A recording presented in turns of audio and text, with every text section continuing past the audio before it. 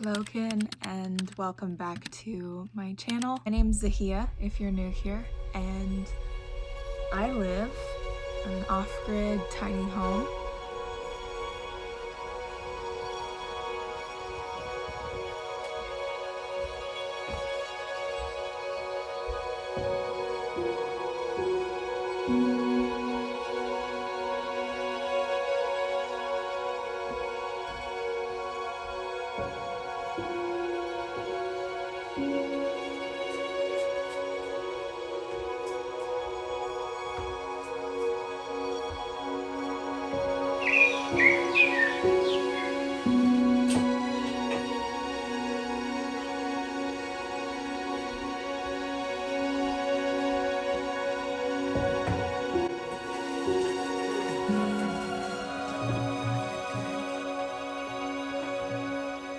It's raining here today as I'm sitting and editing these beautiful moments from my last week.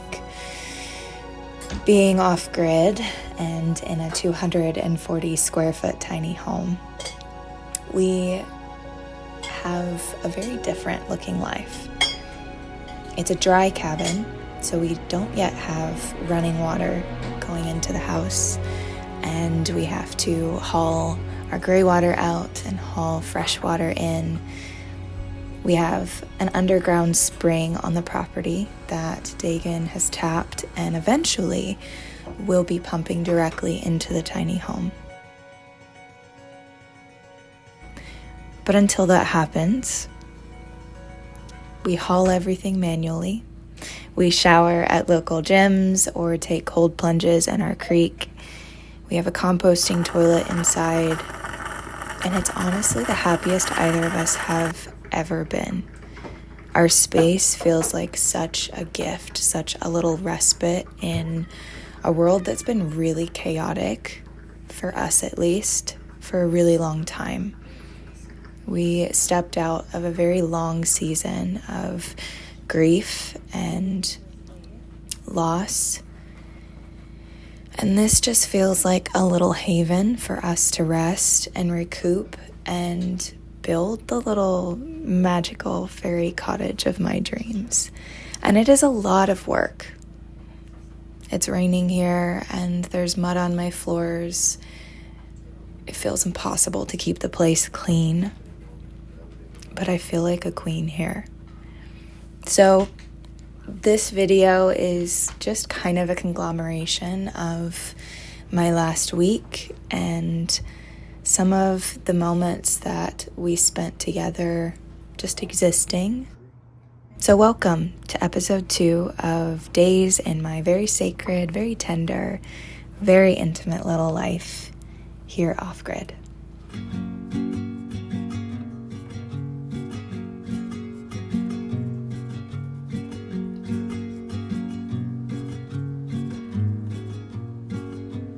If I show up, will you show me around town? If I make you laugh, will you give me some time?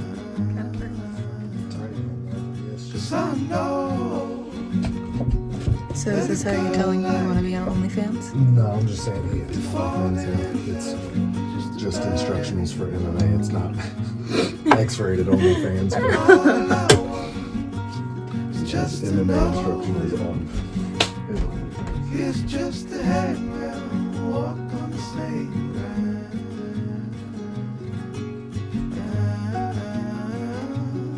You remind me of the days gone by, all the real good love turned up just in time. And if I show up, will you show me around town? Will you show me around town? If I make you laugh, will you give me some time? 'Cause I know that a girl like you, could be falling in love with just about anyone.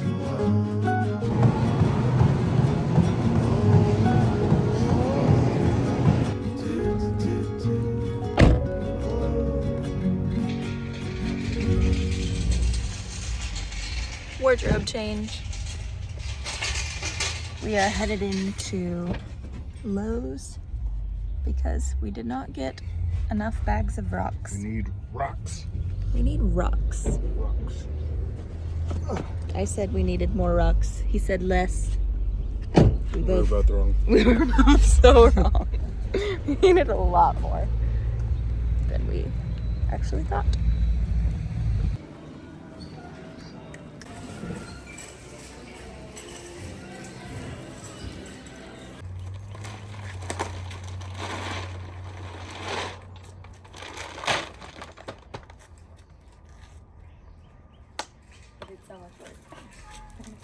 What used to be my pre and post workout. Which was? Monster energy drink and a honey bun. No. We love our bodies now. Monster energy drink and a honey bun. No. He's super hungry and craving a monster. A monster and honey bun. What's up, brother? We're getting acai instead. That's our compromise, right? That's the compromise. Sugar.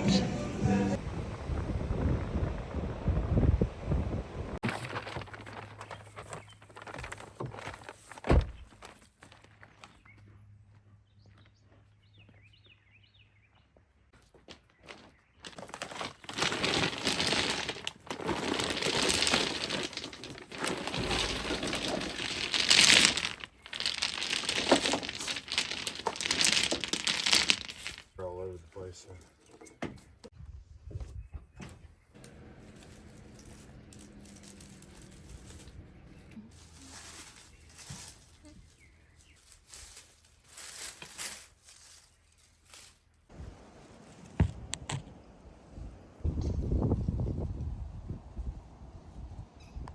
One of the things that I have been sitting with recently is this whole concept of our place and our experience and relationship with social media.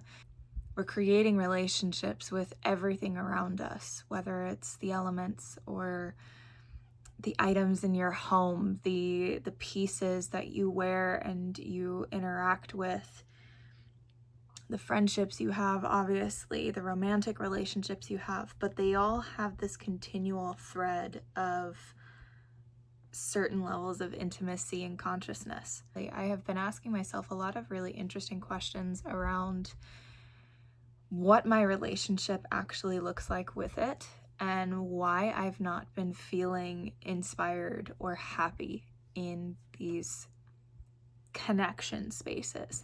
And the realization I started to come to this week in particular was really around the fact that social media once was a place for us to connect and to feel less alone and to feel like we could just witness each other in our humanity and normalize some of the human experiences we all go through and realize we're not on an island, even though it really feels like that. Social media has now turned into this experience where we're not witnessing one another anymore. We're consuming each other. We are interacting with people like they are a commodity or they're a product. And so I've been really navigating how have I fallen into that same mindset, even in how I treat myself and I treat my art, and realized how much of what I was creating and showcasing and writing about, how much of it was because I felt like that was what I needed to do, like that was what everyone wanted or that was what the algorithm needed, versus what made me feel like I was coming alive and felt really truthful and like this is what I want to share. I hit this point of realizing I've unconsciously been muzzling and dehumanizing myself for the sake of being accessible and digestible by the algorithm and by the mainstream, instead of letting the fullness of who I am and the humanity that is my core, will always be my core, be what guides me in how I'm showing up in these spaces. So super simple things that I didn't show my art. I didn't show normal parts of my life. It felt like everything I created had to be education based and had to be something tangible that you could take away and implement into your life. And the more I've taken time to actually look at the society that we've created on social media, where the taking aspect, the consuming aspect is so ingrained, I've realized we're consuming more than ever before, and yet we're farther away from embodiment and integration than I think we have ever been. Because everybody has so much knowledge, there is so much information available now, and yet there is no like ancestral guidance driving us to actually build roots in this information, to learn to embody it inside out. I see it with clients. I see it with a lot of the couples that I'll sit with one-on-one, where they have so much understanding and oftentimes so much self-awareness that it's like it helps them unconsciously avoid the practice of being a human and the practice of learning how to integrate those truths into the practical daily life. And that's not something that's supposed to be available in a 30-second video. That's not something that you should be able to find on YouTube or on TikTok or on an Instagram post. That is something you're meant to journey through. And I think, at least in my case, where I unconsciously allowed myself to continue playing into this in some form, it's only perpetuated that toxicity and perpetuated this belief that we can get these answers to such deep existential questions and such massive layers of our trauma and our programming without the cost of being changed, without the cost of having to actually put the work in, put the investment in, lean into vulnerability with another human being, whether it's as a guide, as a coach, as a therapist, whatever that might look like, actually lean into the community aspect of healing. It's allowed ourselves to feel even more like we're on this island. And I don't know, I've just had a lot of disappointments honestly come up around it for me, in recognizing how long I have unconsciously let that ideology like kind of drive what I created and what I wrote about. And I've always had a really, really deep level of integrity and never writing something that wasn't truthful in the moment. But where I feel like I have stepped out of authenticity is by silencing myself in all of the areas I wanted to speak and didn't.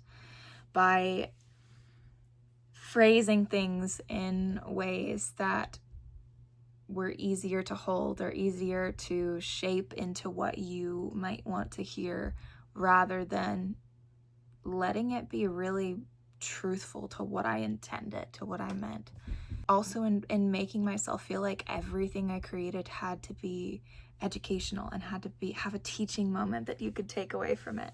So I think that's one of the reasons why this space, YouTube, is actually starting to feel really exciting to my nervous system in particular, because I'm realizing there's so much more freedom. It feels like it's not actually truthful. I can find the freedom anywhere because I'm the one who's putting a cage around myself. But for right now, to my nervous system, it feels like this space is like Play-Doh. Like I get to create and curate all of this to what feels truthful to me right now. And there's less pressure for everything to look according to the algorithm. If you're watching this, it's because I know you want to be here. This is the kind of conversations that you're wanting to have. And that feels really exciting to me because I feel like I have a faster access to my soulkin, to being witnessed by people who don't just want to consume everything that is about me, but really want to just witness another human being on their process of being a human being. I think we need more of that. I think we need more of that rawness and that authenticity and that playfulness, honestly. I want to bring the play back into what I'm creating and how I'm showing up. it's such a deep part of my life as a whole, and I don't feel like I get to share it much. So it was like a whole stream of consciousness.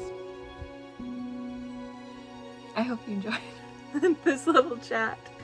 Yeah, I'll see you later.